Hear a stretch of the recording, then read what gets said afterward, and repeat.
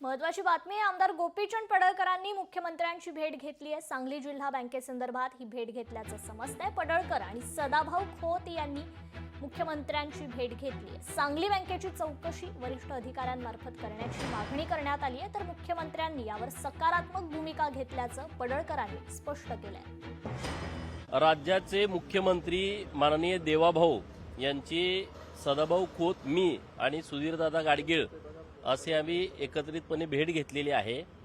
सांगली जिल्हा मध्यवर्ती बँकेची 88 ची जी चौकशी सुरू आहे, ही चौकशी निवृत्त न्यायाधीश किंवा वरिष्ठ अधिकाऱ्याच्या माध्यमातून सुरू करावी, त्यांच्या नेतृत्वाखाली, अशी एक मागणी माननीय मुख्यमंत्री महोदयांकडे केलेली आहे।